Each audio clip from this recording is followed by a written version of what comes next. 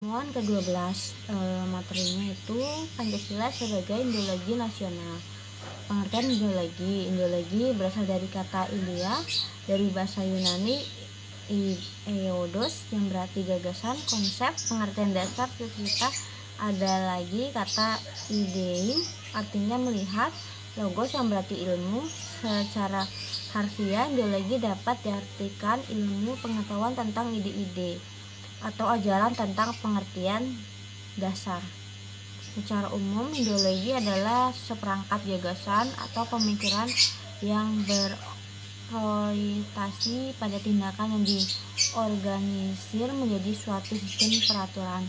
Dalam ideologi tak terkandung 3 unsur, yaitu 1. Adanya suatu penafsiran atau pemahaman terhadap kenyataan.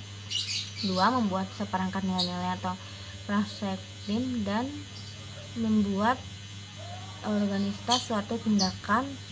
Ideologi merupakan suatu pedoman kehidupan untuk mewujudkan nilai-nilai termuat di dalamnya. Makna ideologi bagi bangsa dan negara.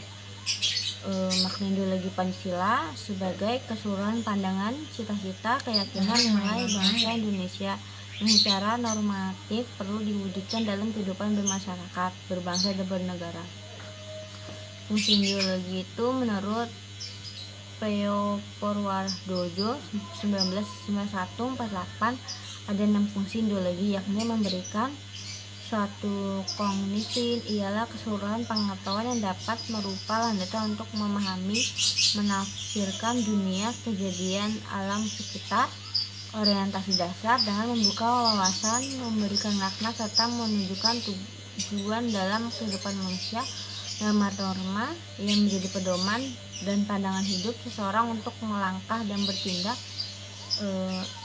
bekal dan jalan bagi seseorang untuk menemukan identitas, kekuatan yang mampu menyemangati dan mendorong seseorang untuk menjadi kegiatan dan menjadi tujuan, mendidik bagi seseorang atau masyarakat untuk memahami, menghayati serta membolak tingkah laku sesuai dengan orientasi dan norma yang terkandung di dalamnya. Seperti halnya kategori identitas yang umumnya dimiliki setiap orang sebagai tanda pengenal, ideologi juga dapat digunakan sebagai tanda pengenal dari sebuah bangsa.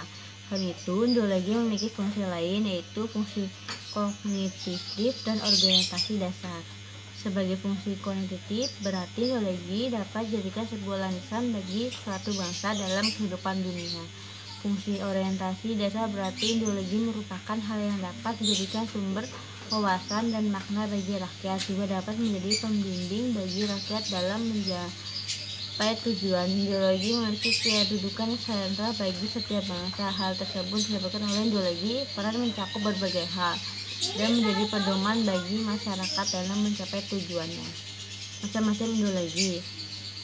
Yang pertama ada ideologi liberalis. Ideologi liberalis itu dari kata liberatis, kata Latin yang merupakan kata turunan dari liber yang berarti bebas, merdeka, tak serikat, tak tergantung. Ideologi ini mementingkan kebebasan perorangan yang dapat terpantau dalam segala aspek kehidupan.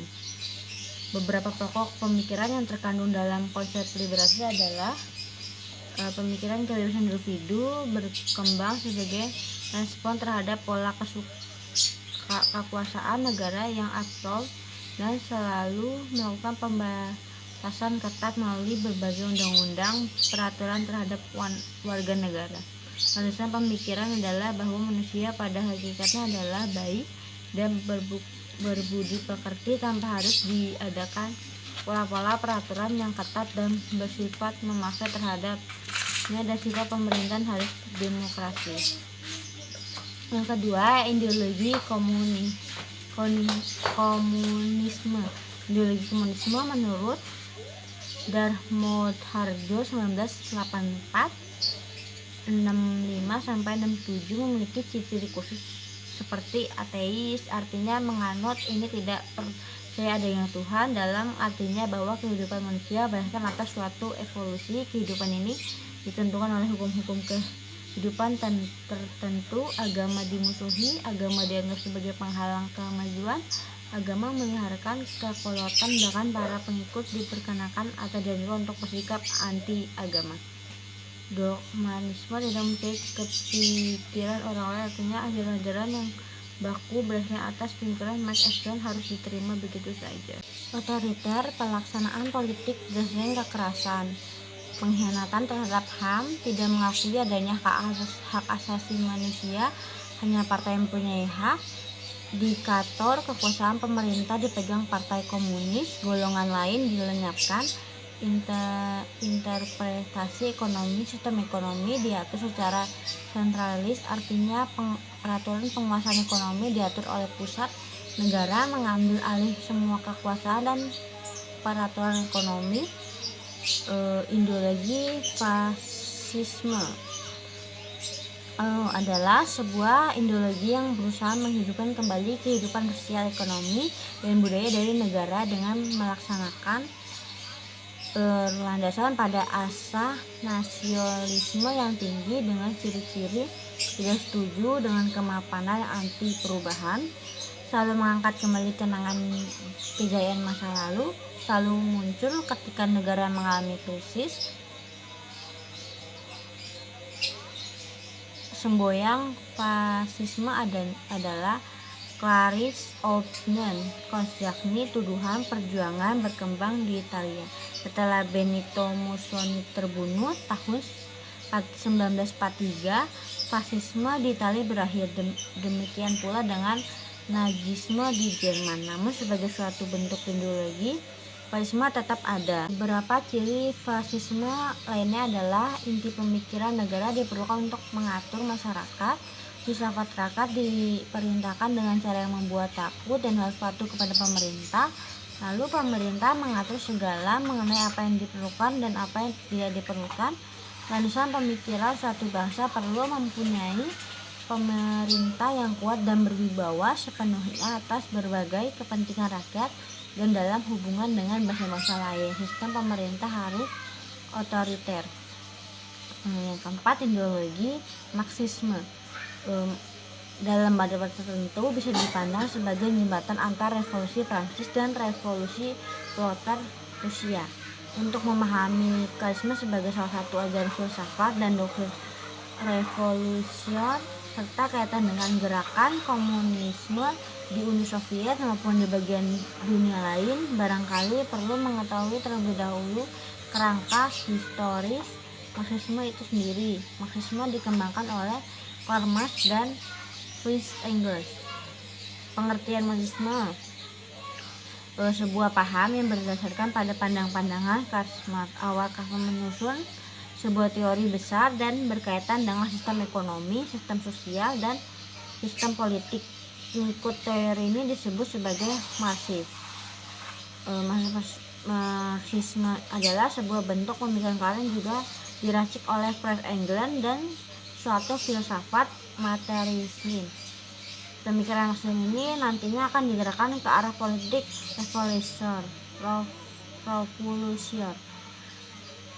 Marxisme dipersiapkan pengikutnya sebagai ajaran resmi Partai Komunis. Bahan pada masa Lenin, seluruh hubungan antar negara pengikut bertitik tolak Marxisme.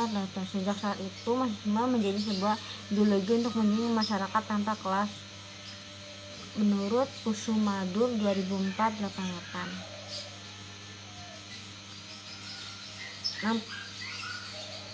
Nampaknya pemikiran kelas ini merupakan sebuah dilema politik yang dihadapi berbagai seorang aktivitas dan tokoh politik, dalam artian bahwa konsep Marxisme yang siap pakai merupakan individu dalam melaksanakan misi dan program politik.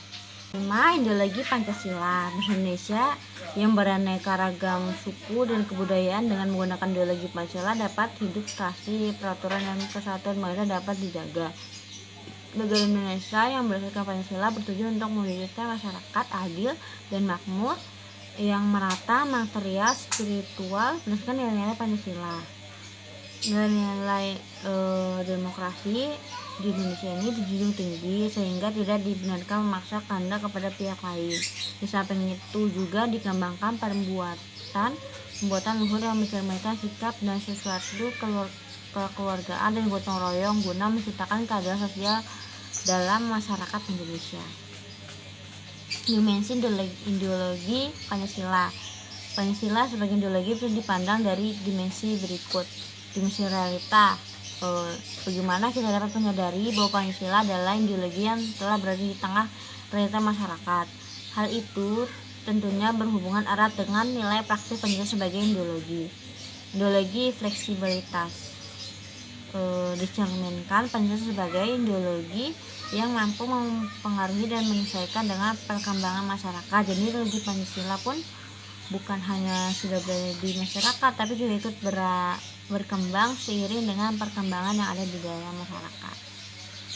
Dimensi idealisme. Sudah wajar apabila sebuah ideologi harusnya mempunyai idealisme. Pancasila mempunyai idealisme untuk memiliki negara sesuai dengan nilai Pancasila. Dimensi ideologi juga mencerminkan Pancasila yang mampu membakar semangat rakyat untuk terus mempunyai cita-cita menjunjung tinggi dan mengamalkan Pancasila. Ciri-ciri idealisme Pancasila. Ciri-ciri dari Pancasila diantaranya adalah berdasarkan dari filsafat masyarakat, berdasarkan ketuhanan yang Maha Esa, demokratis, berdasarkan hukum, kreatif dan dinamis, berdasarkan pengalaman sejarah bangsa, terbentuk dari pikiran rakyat, isinya tidak operasional, menginspirasi rakyat, menghargai keberagaman. Makna dan perannya ideologi sebagai ideologi bangsa Indonesia, bangsa dan negara dalam menjabarkan nilai dasar Pancasila menjadi semakin operasional dan semakin menunjukkan fungsi bagi bangsa Indonesia dalam menghadapi berbagai masalah dan tantangan. Menurut P.O. Woolwardojo 1991-56-60 ada tiga dimensi yang menunjukkan ciri khas dalam urgensi Pancasila, yaitu dimensi teleologi. Dimensi teologi itu bahwa pembangunan mempunyai tujuan mewujudkan cita-cita proklamasi 1945. Hidup pun bukan tergantung pada nasib, tetapi tergantung pada rahmat Tuhan yang Maha Esa dan usaha manusia. Manusia mempunyai cita-cita, semangat dan niat ataupun tekad. Karena manusia mampu mewujudkan cita-cita, semangat, niat maupun tekad itu di dalam kenyataan dengan daya kreasinya. Dimensi etis.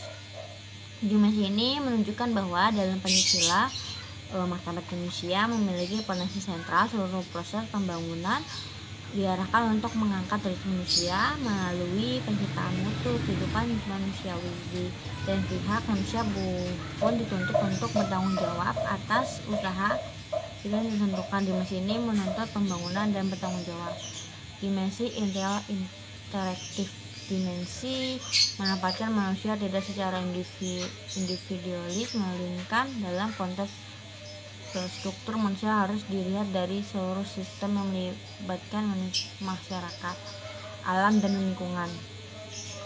Pembangunan diarahkan bukan saja kepada peningkat kualitas manusia, melainkan juga peningkat kualitas struktur. Hanya dengan wawasan yang utuh, demikian itu keseimbangan hidup bisa terjamin. Apabila aturan Pancasila sebagai ideologi negara dilanggar, maka hukum adalah berupa sanksi moral dan sosial. Mereka yang melanggar tidak berdoman pada nilai Pancasila tidak akan terkena sanksi hukum. Ada baiknya mereka merasa malu dengan segala sikap dan tingkah lakunya melanggar norma Pancasila. Makna Pancasila sebagai ideologi negara. Nilai yang terkandung dalam Pancasila dijadikan acuan dalam bercapai cita berkaitan dengan aktivitas kehidupan negara. Nilai yang ada dalam Pancasila adalah nilai yang berupa kesepakatan bersama menjadi sarana persatuan bangsa. Pancasila sebagai ideologi negara sekaligus menjadi tujuan atau cita-cita berwujudnya kehidupan bernegara. Mewujudkan Pancasila sebagai cita-cita bangsa Indonesia berarti sekaligus menciptakan bangsa yang taat beragama, menutup rakyat, kemanusiaan, demokrasi, mengutamakan persatuan, adil serta sejahtera. Pancasila dinyatakan sebagai ideologi negara Republik Indonesia dengan tujuan bahwa semua yang berhubungan dengan hidup kenegaraan, berhubungan dengan hidup kenegaraan harus diberikan landasan dalam titik tolaknya, diberikan batas dalam gerakan pelaksanaan, dan diberikan arah dalam mencapai tujuan berdasarkan kepada Pancasila. Dekri 19 85 sampai 42. Dan sekian dari saya. Terima kasih sudah mendengarkan. Waalaikumsalam warahmatullahi wabarakatuh. Terima kasih.